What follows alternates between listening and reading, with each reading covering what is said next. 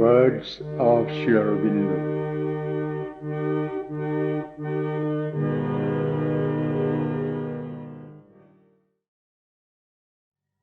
This psychic being, its emergence. Your first experience was that of the opening of the psychic. You became aware of the psychic being and its aspirations and experiences, and of the external being in front as two separate parts of your consciousness.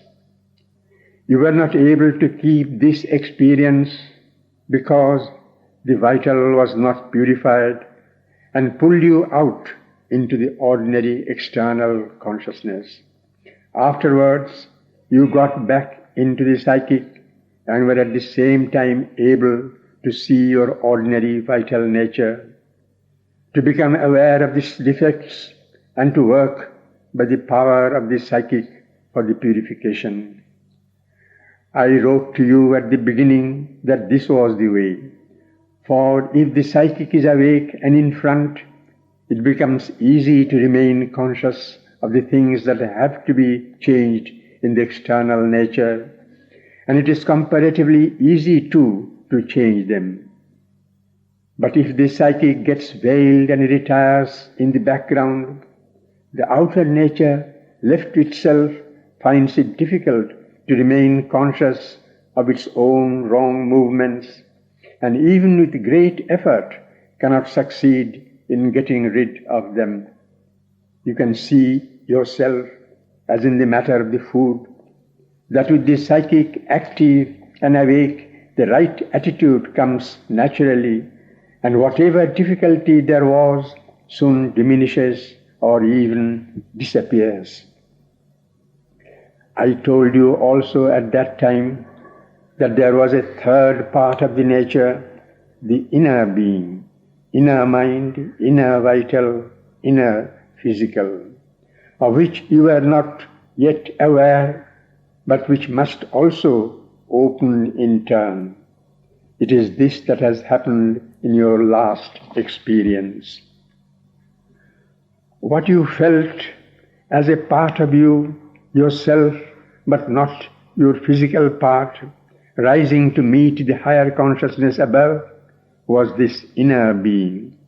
It was your inner, higher vital being which rose in that way to join the highest self above. And it was able to do so because the work of purifying the outer vital nature had begun in earnest. Each time there is a purification of the outer nature, it becomes more possible for the inner being to reveal itself, to become free and to open to the higher consciousness above. When this happens, several other things happen at the same time. First, one becomes aware of the silent self above, free, wide, without limits, pure, untroubled by the mental, vital, and physical movements, empty of ego and limited personality. This is what you have described in your letter. Secondly, the divine power descends through this silence and freedom of the self and begins to work in the Adhara. This is what you felt as a pressure. It's coming through the top of the head, the forehead and eyes and nose meant that it was working to open the mental centers, especially the two higher centers of thought and will and vision. In the inner mental being, these two centers are called the 1,000-petaled lotus and the Agya Chakra between the eyebrows. Thirdly, by this working, the inner parts of the being are opened and freed. You are liberated from the limitations of the ordinary personal mind, vital and physical, and become aware of a wider consciousness in which you can be more capable of the needed transformation. But that is necessarily a matter of time and long working, and you are only taking the first steps in this way.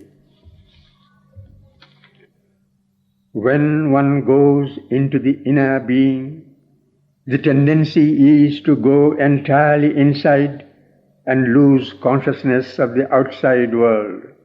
This is what people call samadhi. But it is also necessary to be able to have the same experiences of the self, the workings in the inner consciousness, etc., in the waking state. The best rule for you will be to allow the entire going inside only when you are alone and not likely to be disturbed, and at other times to accustom yourself to have these experiences with the physical consciousness awake and participating in them, or at least aware of them.